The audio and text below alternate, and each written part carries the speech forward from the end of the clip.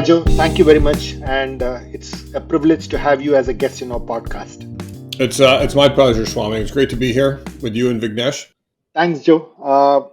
Let me dive straight away into something that you've talked about, which caught our attention, which is you really wrote this book on the experience economy way back in 1997, I would say, and you actually articulate a very interesting concept where you said goods and services are just not enough. And it's so true in 2022. So, where did you think that idea came from, and why do you think it's so relevant even today? Well, it actually came from my first book, which is called Mass Customization. And mass customization is about efficiently serving customers uniquely. So you give everybody exactly what they want, but do it at a price they're willing to pay.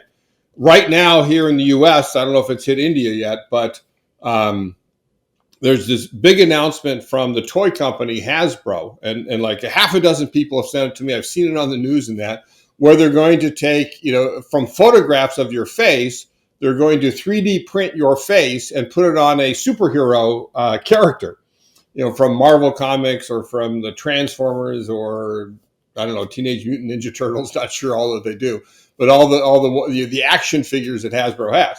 So that's an example of mass customizing, right? My face on an action figure.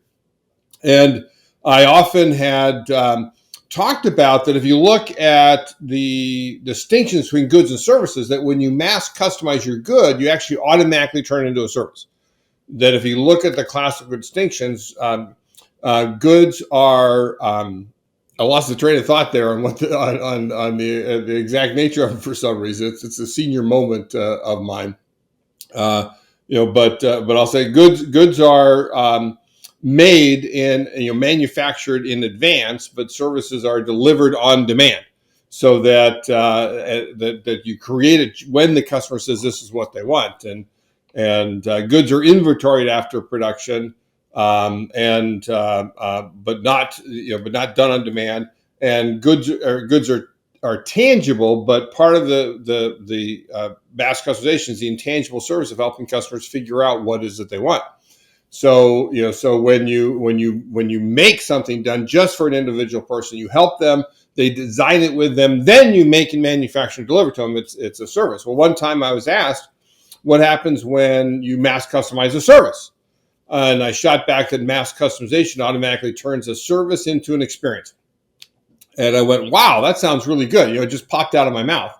So it wasn't any analysis. It wasn't looking at all these patterns. It literally popped out of my mouth. And I said, okay, I got to write that down. And I began to think about it. I realized it was true. And I realized that experiences were a distinct economic offering, as distinct from services as services were from goods. That experiences are when you engage people as a business in an inherently personal way and create that memory as the hallmark of the experience. And so that means that there'd be an economy based off of experiences, just like there was an agrarian economy based off commodities, an industrial economy based off goods, a service economy.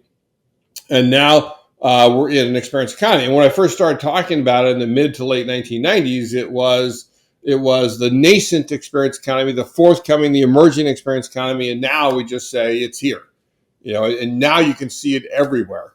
It's why we re-released the book in 2020 with a new preview on competing for customer time, attention, and money to get that notice out there that everybody needs to understand, what business are you really in, and that you should think about being in the experiences business. So I think while we have touched upon the nature of goods and services and experiences, I think in most of your presentations you usually kick it off with that amazing deck or that amazing slide on the progression of economic value, right? Because I think it's super important to set that context on how we move from an agrarian sort of a society into one that values goods and services. So can you just walk us through a little bit about that specific model and how you came up with it?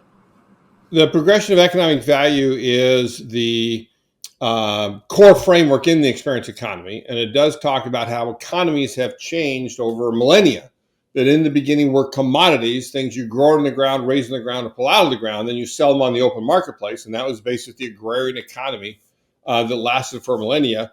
In the U.S., I often talk about the fact that when the U.S. was founded in 1776, over 90% of the people worked on farms. And today that's less than 2%, right? In India, it's a much higher percentage still as well. But you see the same progressions over time where it used to be almost everybody, and now things move. So we shifted into an industrial economy thanks to the Industrial Revolution in the late 1800s, where goods became the predominant economic offering, that people took commodities that they extracted out of the ground, they used them as raw materials to make goods, physical, tangible things that we touch and feel. And then in the latter half of the 20th century, we began to shift into a service economy. And a service economy is where services are activities that you perform on behalf of an individual person, right? Intangible activities. So we've shifted where, again, from 90% of the people working on farms, less than 2%, from at its high point, 40-some% of people working in manufacturing jobs to less than 8%. And now where are all those people? Well, most economists would say they're all in services.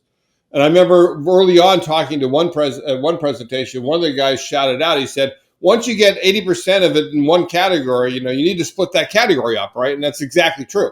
While most economists will still say experiences are part of services, they're a distinct economic offering because otherwise the category is too big.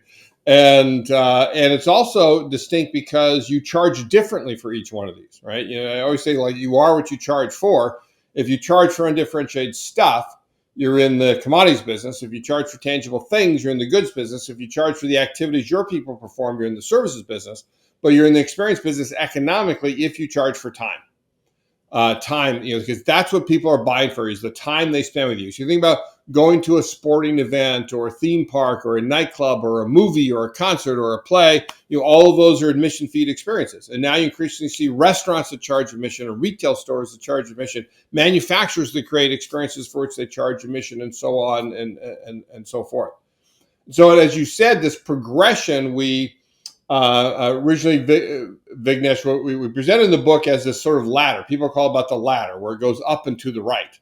And the first time we presented, though, the first journal article we ever wrote on was 1997. And it was called Beyond Goods and Services, Swami, just as you had talked about. And we presented it as a triangle, right, where you have this base of commodities and then goods, services, and experiences. And they all stand on top of each other. Right, you're never going to get rid of commodities because they have to form the raw material for goods. You never get rid of goods because that's what services are based on, and experiences are based on surrounding those services. But we had a client, actually, a strategy, the head of strategy at AT&T, who suggested the latter formulation. They thought it made more sense in that way, and that's what we've used ever since. And it's a great way of presenting it. So, one of the things, Joe, which you really talk about is how experiences take a lot of inspiration from theater, right? And you really talk about this whole, inspiration from theater and how work is theater, right? So, what does it take for organizations to really become an experience company, right? So, what does it take for them to transform from a service organization or a manufacturing organization to an experience organization? Yeah, there are a number of factors that you have to do. Now economically, again, charging for time is the key one. You need to get to that point. But what happens in all these economic shifts is companies give away the next level of value in order to better sell what they have today. My career, I started at IBM, actually, first 13 years of my career, and IBM had a phrase that IBM means service, which meant we gave away whatever services you wanted as long as you bought our hardware goods. And then eventually we realized that, hey, people value the services. And now it's a service company that subsumes goods often into its service contracts. So in the same way, you have companies, restaurants, retailers, and others that give away the experience. They better sell what they have. But eventually you have to align what you charge for with what your customers value. And that means charging for that time. So that's one key element. A second one think about it particularly for service companies, is that at its core, services are about time well saved, right? Time well saved. Most all services, I'll say it one way, all services are something we could do ourselves, right? Even if you hire a lawyer, right, and you're not a lawyer, well, you could go to law school, you could pass the bar, you could become a lawyer, and then you could do whatever contract you wanted to do, right? Think about how much time you'd have to spend on it. But no, this person has already done it, and so let them do this service for you. We go out to eat at restaurants and even fast food so much more than we used to, because we're allowing them to spend their time where they're very specialized and they're very good at it, and often they can do it better than I can do it. I let somebody else change change my oil in my car rather than doing it myself, because they can do it better, and I don't want to get dirty and so on and so forth. So it's, the history of economic progress is charging a fee for what once was free, right? That we used to do ourselves. And so that time well saved aspect of services, when you get into experiences, you then need to understand what people are buying as time well spent. Right, time well spent, that they value the time that they spent you, that's what they're buying from you. Again, classic experiences of sporting events and plays, concerts, movies, and so forth are all things where you're saying basically, entertain me, and even in theme park where you're doing much of the experience versus just being entertained, and playing sports and going to an art gallery and to a natural park and so on and so forth. Yeah, those are really about time well spent. So you have to make that switch. If you're a restaurateur and you charge for the food that you serve, and deliver, right? Then you want to make it more experience. Well, how do I get them to enjoy the experience? How do I get them to view this as not just I'm serving them a meal like it would be more at a fast food restaurant, but they value the time that I am there? And so theater is then one of the easiest aspects to be able to do that. Because when you stage experiences, work is theater. And theater is simply being intentional about everything that you do. And so the distinction here between services and experiences is thinking about what versus how. So what are the functional activities you do, but how you go about them can turn any mundane event into an engaging encounter. My favorite example of that is a company in the US called the Geek Squad. And the Geek Squad was founded by a friend of mine, Robert Stevens, who wanted to get into the installation and computer repair business. And he said, well, who better do that than geeks? So he says that he doesn't interview prospective employees. He auditions them, right? Theater, right? Make sure you can typecast them as geeks. He then costumes them in white shirts, little black ties. The ties are clip-on, just in case there's an altercation, he says. And with black pants and white socks, black shoes. The white socks really make that uniform pop. They drive around in these geek mobiles. Black and white Beetles look like squad cars. And then when they get to your home or to your office, the first thing they say is, "Hi, I'm from the Geek Squad." Right? Slowly step away from that computer, sir. And they go about giving you a computer repair experience with their Special Agent Geek Squad badge. And Roberts wants the computer repair experience to be so engaging that the customers can't wait till their computers break down. Right? So, other than showing the badge, everything he does is around the how, not the what. He's doing, all the Geek Squad agents, they do the same things as every other service company does, but how they go about doing it can turn it again into an engaging encounter and turn it into an experience. So that's the number one thing to think about as you shift from services to experiences. What is the theater that you create? One of the things that occurs to me also is that with theaters, it's not just about what people do, but it's the design of the time that people spend, right? You need dramatic structure. You need to rise up to a climax and come back down again. If you have a very flat experience where nothing much happens and everything is just sort of boring as you're going along, right? Well, then people are going to disengage.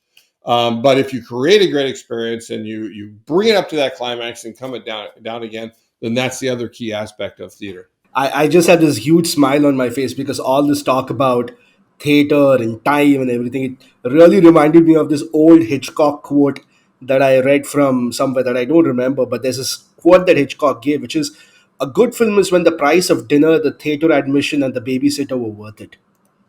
Right, right, exactly. So yeah. Coming back on track, I think you were talking about ideas around the experience economy around 13 to 15 years ago, and this is pre big data, this is pre machine learning, and it's that kind of a world for folks to even imagine what that world is like. So 15 years ago. So can you talk to us a little bit about what was the feedback or even some pushback that you might have received for the idea of bringing forth this notion of an experience economy?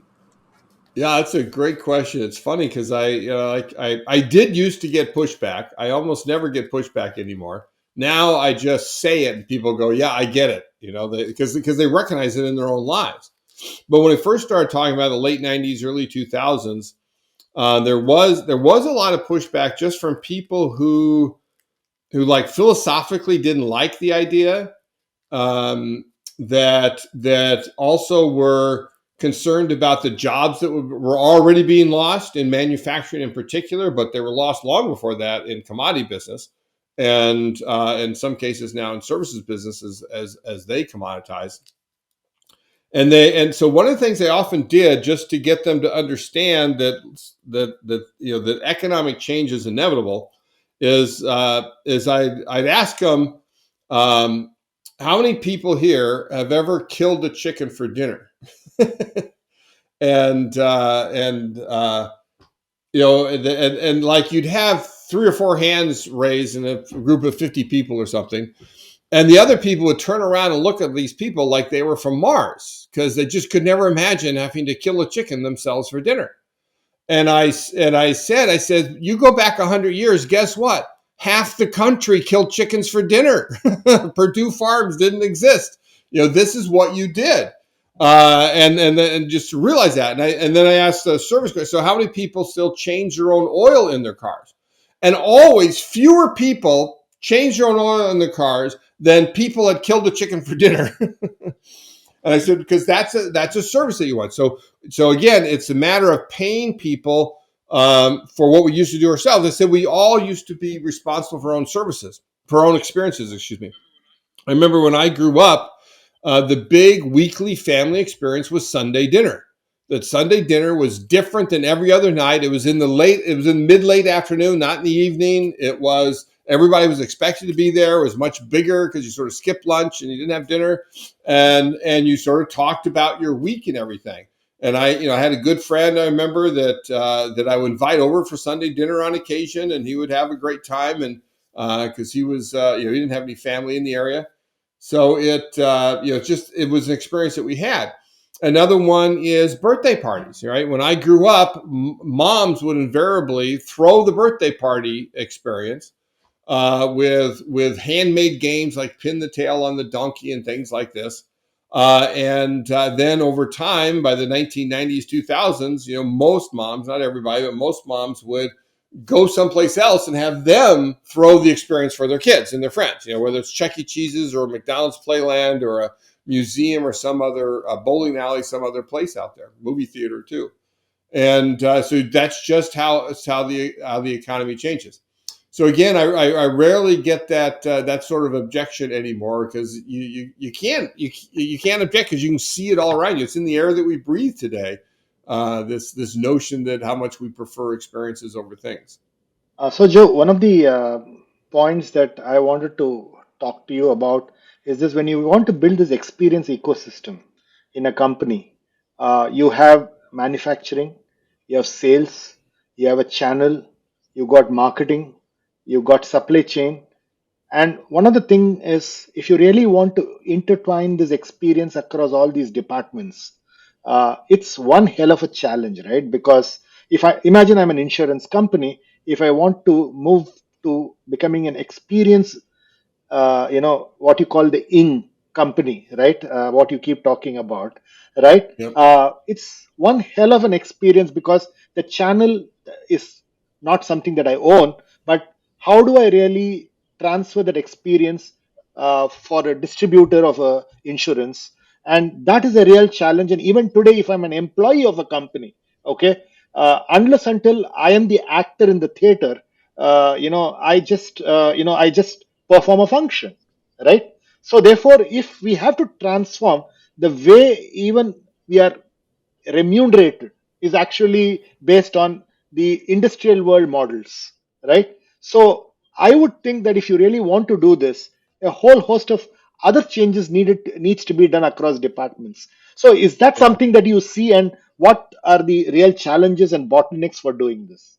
Yeah. That's a very insightful, Swami. That you do have to make all these changes, and it comes down to the core of deciding what business are you really in. Right. So management has to understand that, okay, we're in the experience business. Maybe it's not the whole business. Maybe it's a part of the business. Maybe it's something we want to do on top of our services. And so we need special people to be able to do it. But you need to sort of make that decision that we're going to be in the experience business, and then let that start to flow down and determine everything that you do. The theater, particularly for customer-facing employees, is one of the most important things to be able to do that. But there's many other things. In the re-release of the book in 2020, we positioned sort of everything as creating what we call robust, cohesive, personal, dramatic, and even transformative experiences. And those are the things that you want to focus on, is those five elements of experience.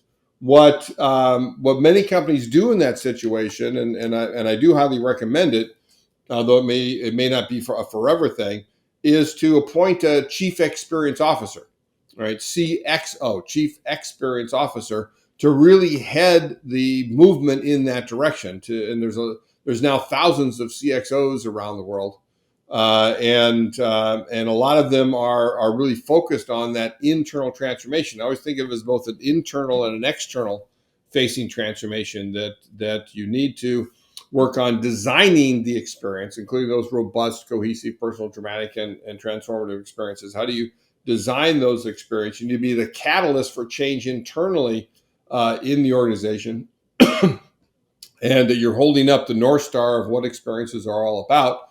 You need to orchestrate all the capabilities together to be able to create those experience offerings. And then you need to champion the customer, or ideally, when you're talking experiences, the guest of the experience in the organization, as well as champion the organization to customers and the capabilities to customers. And then those are the key four roles of chief experience officers. And then finally, the last one is guide, because it is a transformational role that you need to guide the internal transformation it takes to shift from service provider to experience stager. This is a very straightforward question, but it's also one that caught my attention, which is, Joe, why do you call Las Vegas the experience capital of the world? It is a straightforward question. Have you ever been there? Everything about Vegas is about the experience. And it's not just a gambling mecca anymore, which is sort of its original thing. Sort of created by the mob as this place to go gambling in the desert.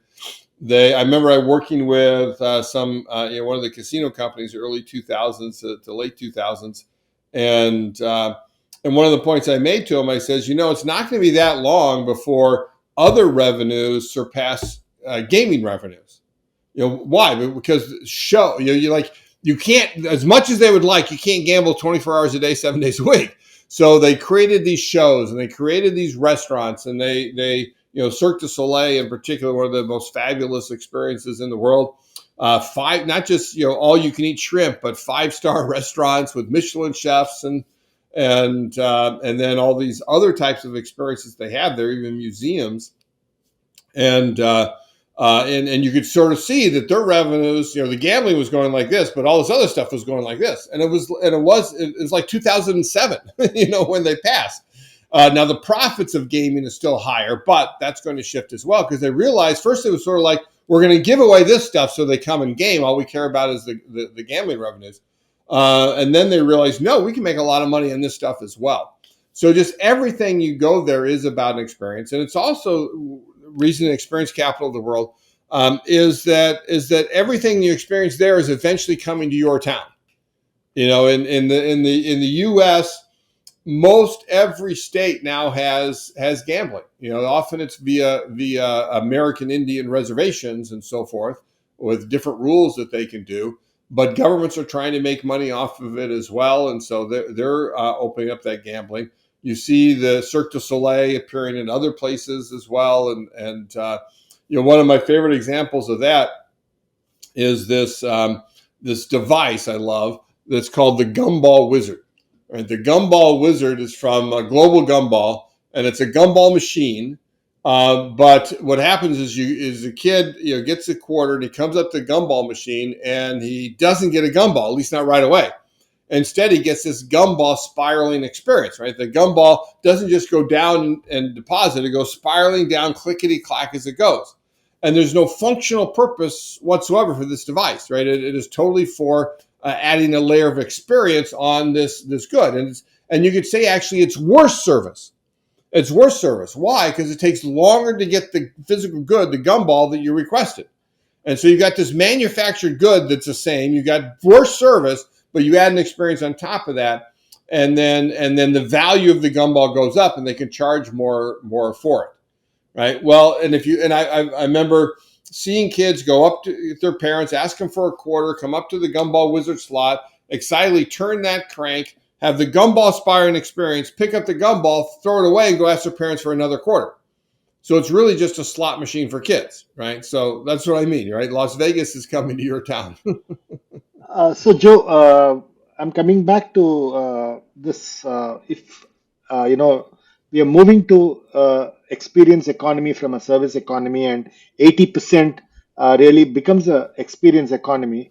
Uh, can you give us some examples of companies where the appraisals, the bonuses, the remuneration, the mindsets, the skills needed, right, are uh, of experience agents, right? I am a software coder. I need to be an experience agent, right? I'm an insurance, marketing guy. I need to be an experience agent. And Yep. there's a certain amount of passion and purpose that's required. If you really want to be an experience agent, you just can't perform a function. I'm coming back to that question. And I find that to be the biggest gap between wanting to be an experience company and actually becoming an Right. experience company. And what does it take to bridge this gap? Right. That is a great question, and I can't think of any companies that really fit the bill in terms of shifting from service to experiences that have made that leap in that way that you're talking about. Though I'm sure there are, but one very related thing is where you need to therefore not just shift to, you need to stop doing things that were the old ways of doing things. So there, the key example occurs to me is Zappos, the shoe company founded by the late Tony Hsieh that Amazon bought a number of years ago for $1 billion. Now, they sell shoes online, but what they're famous for is their contact center. And their contact centers are experience agents. I don't think they use that exact term, but that's exactly what they are. They're not contact center reps. They are experience agents. They tell them to create a personal emotional connection with every customer that calls in, because they want that experience there. They want to remember the interaction, so that the chances they come back and buy go up, the chances that they tell others go up, because they recognize it's not a one period model. It's just about this individual call. It's about the entire lifelong relationship we have with the customer. So the key thing they did is that they stopped measuring average handling time. Right, average handling time, standard contact measure for how long does it take for this customer and for us to get rid of them, right? And that's the attitude, right? How long does it take for us to get rid of them, get them off the phone? Because why? Because they're costing us money, not recognizing, no, this is a personal time that you have with a living, breathing customer. You should value it. You should make it time well spent. And that's exactly what Zappos does. In fact, for a long time, they uh, celebrated every day the customer service rep, the experience agent, as you so rightly call it, who got to spend the most time with a customer that day. And the record is 10 hours and 43 minutes, right? If you can imagine that. One rep, one customer, and that customer, you're sure, is a customer for life, and then is going to bring other customers into them. So do think about what you stop doing and what you need to start doing as you make that shift. So, culturally speaking, standards of great experiences vary from culture to culture. Yeah. So when you take a company like Apple, which has been instrumental in exporting great design and great user experiences to its millions of users across millions of devices all over the globe, uh, where customers have different expectations on what great experiences are. How do you think a company like Apple is able to determine what is an extraordinary standard of experience for that scale of customers using its products, or Amazon for that matter? Right. Well, Amazon's interesting too because I mean, Apple is at its heart a manufacturer. Amazon at its heart is a service provider, and Apple specifically got into thinking about experiences first with basically the design of their products, right? That they wanted to make the using of the product into an experience. Well, I mean, you alluded to earlier our phrase "ing the thing," right? That we want manufacturers to ing the thing, which means focus on the using, right? If you use ing words, it means you're experiencing. I'm drinking, coffee from a cup. I'm typing on my keyboard. It means you're doing things that are experiential. So Apple really excels at that, the best in the world. But then they decided to get fully into the experience business with the Apple stores. And I remember when Steve Jobs first announced that they were going to get into retail, he really got lambasted in the business press. They said, like, what do you think you're doing? You're competing with your channel partners. You're going to tick them off. You don't know anything about retail. You're going to fail miserably. This was before the iPhone was invented. So they were selling iPods and Macs and everything. And he proved them wrong by creating not just a retail store, but a retail experience and designed it experience, prototyped his experience. They went and examined many five-star hotels, for example, is where they took their lead from, like Ritz-Carlton's, to be able to think about the experience that people have when they look at it, when they come into it, what the interactions are that they have. So they went from that, they took that same level of beautiful design that they do and applied it to a retail experience as they do to as the physical goods. Um, Amazon, I think of still as primarily a service provider. They've gotten into the experience business with Amazon Explore, where you can actually, like Airbnb experiences, you can buy experiences from Amazon that you do virtually or physically. They also have Amazon Live, which is sort of like the home shopping network, on the Amazon site where people are selling wares and that, and you can have a personal interaction with them. But where it really excels is it's time well saved on steroids. It's just like one click, boom, I got that. I don't think about it. It comes to my door, transaction done, and it's beautiful in that regard. Even they recognize that there's a little shift to experiences that they need to do. Uh, just doing a slight shift from experiences in your book. Look, you talk about six looking glasses. I thought that was a very interesting concept. Can you talk to us about six looking glasses? No, because I didn't write that book. My partner Jim Gilmore did, No, but and so you really have to ask him. I would do a poor job of explaining it, but the basic idea is that is a book about observation. That if you want to innovate, first you need to observe. You look at what do customers want, and it is a great way of thinking about how you observe what's going on in this case in the world of business through those glasses that give you, each one of them give you a different perspective on any particular situation. brilliant, brilliant. So, I could you talk to us a little bit about Lionel Trilling and his book Sincerity and Authenticity, and what impact did that book have on your work? And if I may be so indulgent, how it made you relook at things, if possible, at a personal Yeah, level. yeah. So that's interesting. So shortly after the experience economy came out, it was like within 2 or 3 years, we began noticing that how much, when you talk about experience, how much people bring up authenticity. For me, I became a visiting professor at the University of Amsterdam, and I spent a lot of time in the Netherlands.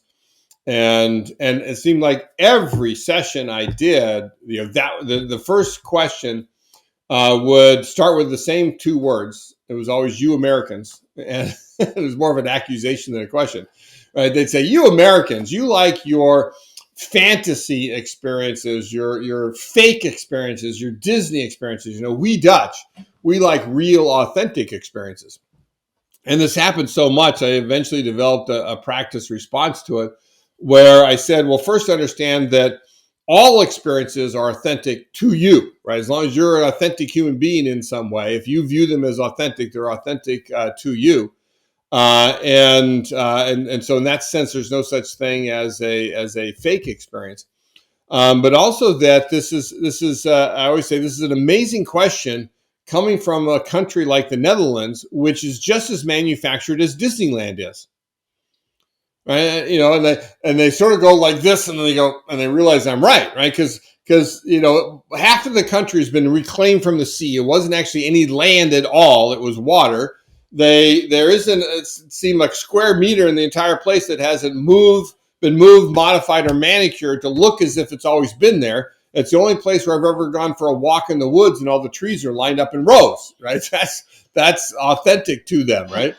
But we realized then that it really is an issue, and eventually what we realized is that authenticity was what we call the new consumer sensibility of the experience economy. That in other words, it was the primary buying criterion by which people choose what to buy and who to buy from. And increasingly, they didn't want the fake from the phony; they wanted the real from the genuine. So to really understand that, and that was the second book that Jim Gilmore and I wrote together, came out in 2007. That I always like to say that we read all of these philosophy books on authenticity, so you don't have to, right? So we read Lionel Trilling, Sincerity, Authenticity. We read Charles Taylor. We read Jean-Jacques Rousseau, and we read Heidegger. Well, nobody can read Heidegger, but we read it as well as we could to synthesize what they were doing. And Trilling had one particular impact, if I remember it right, which is that he was the one who pointed to Shakespeare's play Hamlet, which was perhaps the most existential of all plays, to be or not to be. And there's this, if I remember right, Act 2, Scene 3, but there's this point at which Laertes is going off to France, and his father Polonius is giving him his long series of advice as they're starting the trip. And it's filled with platitude after platitude and cliche after cliche until the very end. Polonius, or rather Shakespeare through Polonius, says something very profound, which is, this above all, to thine own self be true. And it must follow as night to day, thou canst not then be false to any man. And we realized was that those three lines of the immortal barb contain the two key standards of authenticity. The number one, it's about being true to self, right? That's how we know we're being inauthentic when we're not being true to self. When we do things that are antithetical to who we are. That applies not just to people, but to corporations. When corporations do things that betray their heritage or their principles, their values, their meaningful purpose, and so forth, they're not being true to self. And then that last line about not being false to any man is not about the self to which you must be true. It's about how you represent that self in truth, represent that self to others, right? So true to self is self-focused. And this is other focus, where it's a matter of, are you what you say you are, right? Is your offering what it says it is? Is your company what it says it is? And so those are the two key standards of what we call the real fake matrix in the book. And so those axes were inspired by thinking about that in Lionel Trilling, where you talk about that difference between sincerity and authenticity. So, Joe, how do you see the correlation between authenticity and experience? Is there a strong correlation to great experiences having great authenticity? Do you see that as extremely Yeah. correlated? There is a correlation, but it's not extreme. Right? We can all have experiences that we know are fake. In fact, the real fake matrix, what it says is that you can be real, fake, real fake, or fake real. And you can be perceived as authentic in any one of those, right? Because again, it's all about perception. And so, for example, many of the best experiences aren't in the real, they're in the fake real. Right? What does that mean? Where it's where you create a fake reality. So Disney theme parks, for example, are fake realities. They're not what they say they are. That's not really Cinderella's castle. Right? Mickey Mouse doesn't really exist. If they sprinkle pixie dust on you, you're not really going to fly. But they're wonderfully and marvelously true to themselves, right? So that's where they maintain things. They're true to self. They manicure everything to give you a particular impression. They're intentional about everything, and they stay true to self about what they're trying to accomplish in those theme parks. So they create a fake reality. Same thing with most places, right? You create a Harry Potter store to celebrate the Harry Potter movies. Well, you create a fake reality. Even you would say something like Italy, which is, I think, the most vibrant retail experiences in the world, retail stores. You're familiar with them, Vignesh, I see. That they're creating a little piece of Italy outside of Italy, right? So in that sense, they're not, truly what they say they are either. But they're having fun with it because they say Italy, EAT, right? Eat, Ali, right? Great, one of the best names in the world. So you can have wonderful experiences that are really in each one of those, depending on what it is and what you're looking for. So should we take one question before going into the rapid fire? Okay. So I think a lot of these experience based innovations that we are seeing has been uh, truly or large implementation we've seen in the world of bits and not a lot in the world of atoms. And Yeah. I make that distinction because it's a lot easier to build stuff on the web than in reality, so to speak. Um, One of the reasons I'm asking this question is because there are several industries where people have put experience at the heart of the value proposition of that organization, like say EVs, electric vehicles, fintech, and co-working spaces. But there are those. But I also want to know what is your take on what will be the power of applying experiences to the unsexy but radically important parts of society, like say nuclear energy. We are in a climate crisis, so what will happen if we say what will happen if we put the vision of experience in nuclear or healthcare or public policy for that matter? So, what are your thoughts on applying the experience framework at these really pivotal industries so that we can truly progress as a society?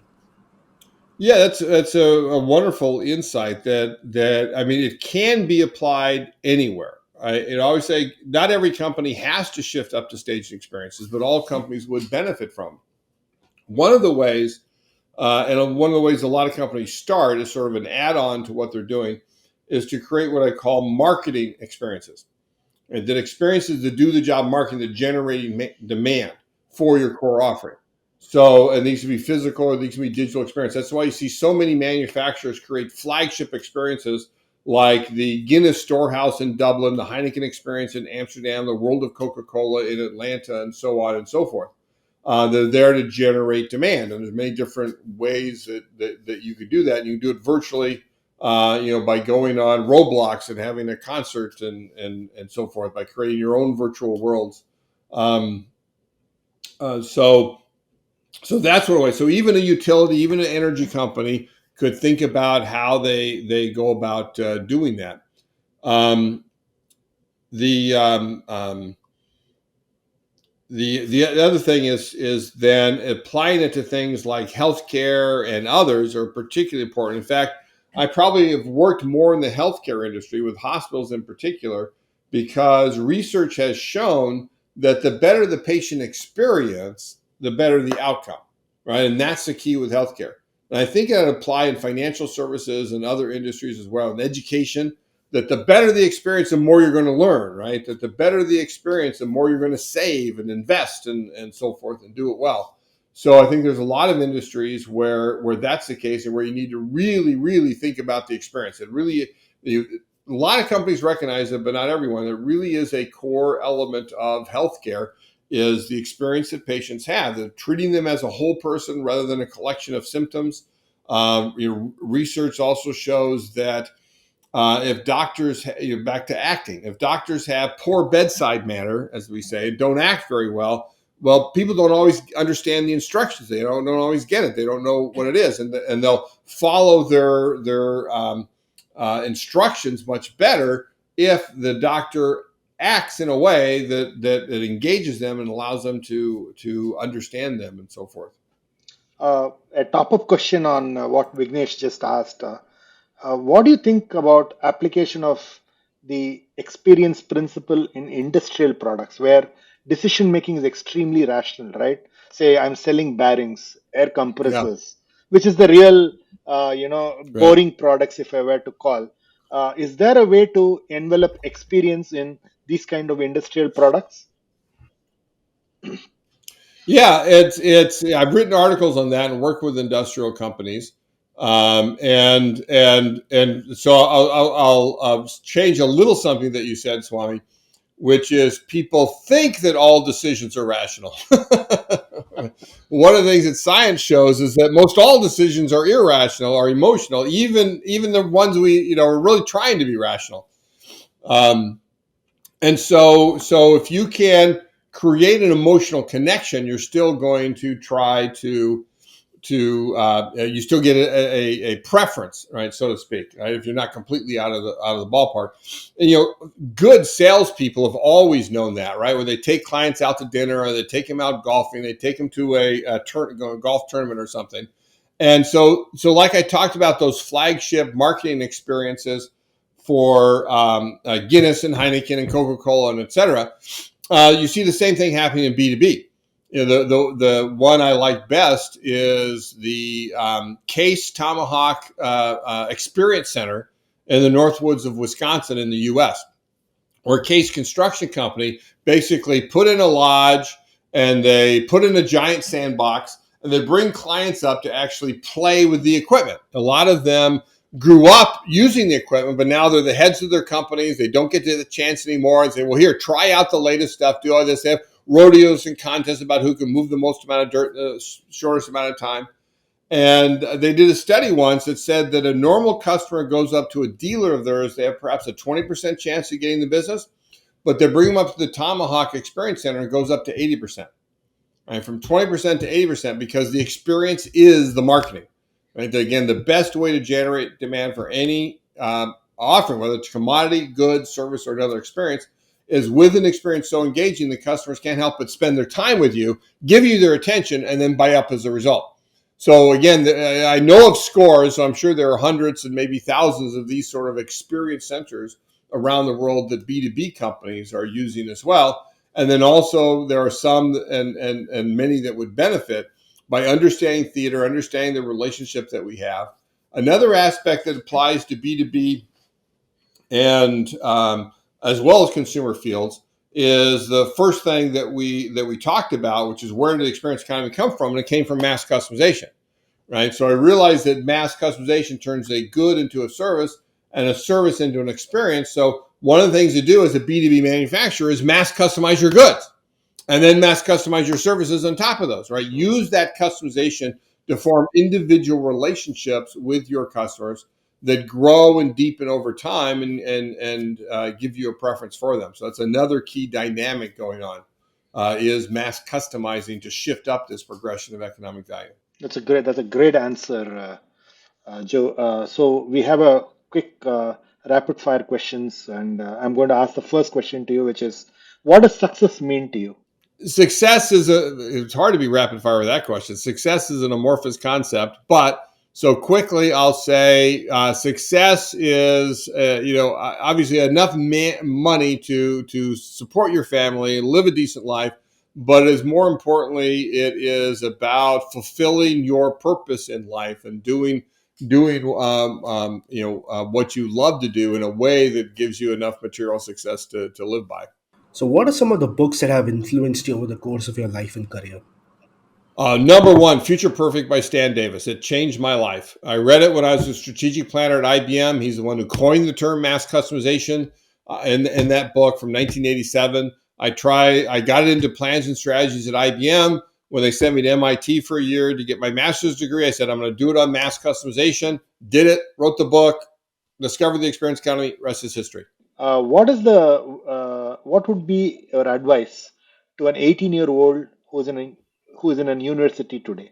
So any 18-year-old university, I think, should get out of the bubble of just your individual major, whatever it is, and expand beyond to understand what's going on into the world, right? And that includes, obviously, what's going on in economics, but politics as well, and culture and so forth. Always learn, and particularly if you are going into business now, learn how to present. Learn how to communicate, right? You can have the greatest ideas in the world, but if you can't communicate or present them, then it won't matter. And that's something you can start in college. Who would be 3 or 4 guests that you would like to invite for a dream dinner? Tough And one. why? So, and why? Well, yeah, make it tougher. Let me see. Like, I sort of like empty my mind and see what immediately comes to mind. And So since it came in my mind, I'll say it. Right, Aaron Judge, right, is a New York Yankees ball player. I've been a huge New York Yankees fan since I was very young. Saw him hit a home run last night, even though the Yankees lost the game. So I'd like him to be there. In the world of business, I would love to talk to Howard Schultz. He as the CEO of Starbucks. He such a exemplar of the experience economy with Starbucks. He's come back to the CEO for the second time because for the second time he recognizes that they're commoditizing themselves. And I'm actually writing an article on this, a thought post for our blog right now. So that's one of the reasons on my mind, and the fact that he's willing to come back and really do the hard work of setting the company right again, I think is a great one. In terms, I'm trying to think also of other sort of pundits and gurus and book authors, and who I'd really like to meet. I met Stan Davis, otherwise he would have been on the list from the beginning, but nobody's coming to mind there. So I'll sit with those two for now. That'd still be a great dinner. That's great. What's one piece of advice that you got in your life which you would never forget, Joe? I'll give you two from my father, who long ago told me that the answer to every question is it depends. And just to recognize that the situation really does matter in terms of what you're answering. And the other thing is, he was a great help when I was thinking about leaving IBM and starting my own business. It was after the book Mass Customization came out.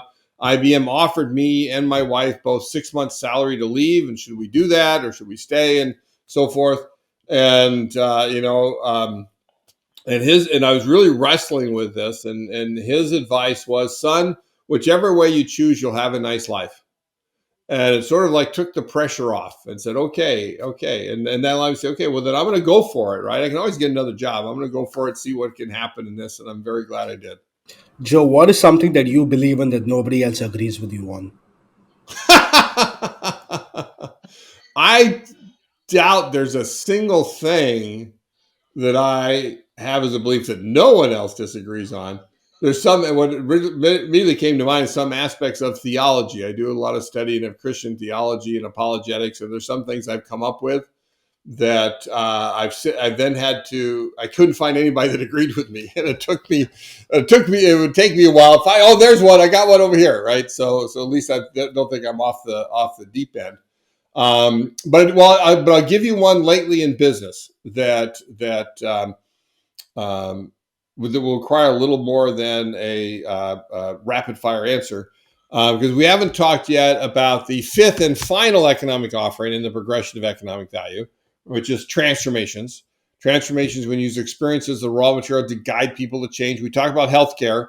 where it's the outcomes that matter. That's what transformations are about: outcomes, not about inputs of the experiences. Fitness centers, coaching, management consulting, B2B, all those are them.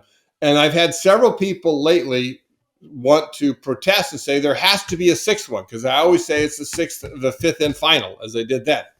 And so so people have it's not that no one agrees with me, but there are people that are now objecting to that and wanting to try and find that sixth one, even though I've got very good reasons why it's only five. Great. So our last question, Joe, really is, now that you've heard and talked to us in ContraMinds, uh, who would you think is somebody who you would like to see as a guest in our podcast?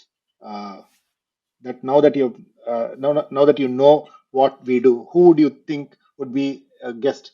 Who you believe would be a great addition to our guest list? I would suggest James Wallman, who, among other things, is the founder of the World Experience Organization, the WXO. He's in London. And he's written a couple of great books and comes from around experiences, cites the experience economy, of course. But one of the things he specializes in is on the personal level. Right? I'm a business guy, and I want to tell businesses what they should do. I've been accused of being, sort of like pro business and not saying. And I said I'm guilty as charged. He also looks at it from a consumer side, right? So one of his books is Time and How to Spend It. So he says, looking at all the social science research, right, is that time is the currency of the experience economy. It's all about time well spent. Well, then how should you spend your time? And does a great job with that. And again, as founder of the World Experience Organization, has a wonderful um, set of experiences and people that he talks to and perspective that I think would be valuable. Thanks. Thanks a ton, Joe. It was a fantastic conversation, brilliant examples. I would say the articulation of uh, time as a currency for experience, and some of the examples were extremely, brilliant, and it was very vivid as you explained it. So thanks a ton, and thanks for taking time and talking to us. Super. It's been my pleasure, Swami. Pleasure. Thank you very much, Joe.